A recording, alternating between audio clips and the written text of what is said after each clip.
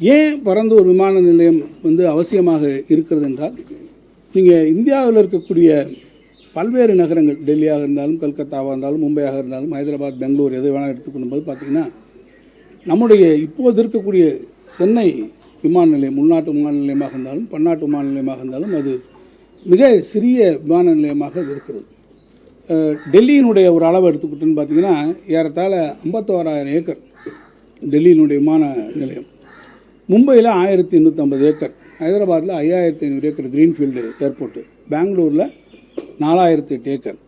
ஆனால் நம்முடைய சென்னையினுடைய விமான நிலையத்தினுடைய பரப்பளவு மொத்தமாகவே 1,300 ஏக்கர் தான் இருக்கிறது.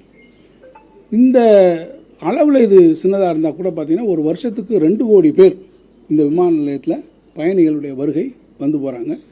ஒரு நாளைக்கு சராசரியாக நீங்கள் எடுத்துட்டிங்கன்னா 60,000 பேர் பயணிகள் நம்முடைய இப்போ இருக்க விமான நிலையத்தில் பார்க்குறாங்க. இன்றைக்கே இந்த சூழ்நிலைனா, இன்னும் நீங்கள் ஒரு 7 வருஷத்தை பார்த்தீங்கன்னா, இது இன்றைக்கி இந்த 2.2 கோடி வரக்கூடிய இந்த பயணிகள் எண்ணிக்கை என்பது அடுத்து பார்த்தீங்கன்னா 3.5 3.5 கோடியாக அது ஒரு வருடத்திற்கு அதிகரிக்கக்கூடிய வாய்ப்புகள் இருக்கிறது. அடுத்த 10 வருஷத்துக்கு நீங்கள் போனீங்கன்னா அதே இது பார்த்தீங்கன்னா ஏறத்தாழ 8 கோடி பயனாளிகள் வருவார்கள் என்று மதிப்பிடப்படுகிறது. தவிர இன்னொன்று பார்த்தீங்கன்னா, சென்னை விமான நிலையத்தை சுற்றி உங்களுக்கே தெரியும், நிறைய வீடுகள், நகர்ப்புறங்கள் உருவாகிடுச்சு.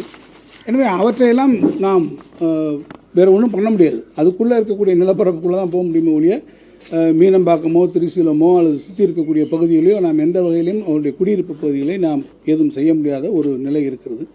எனவே பொதுவாக இந்த போக்குவரத்து நெரிசலை குறைக்க வேண்டும் என்பதற்காகத்தான் நாம் இப்போ கிளாம்பாக்கத்தில் ஒரு புதிய பேருந்து நிலையம் நாம் அமைத்திருக்கிறோம்.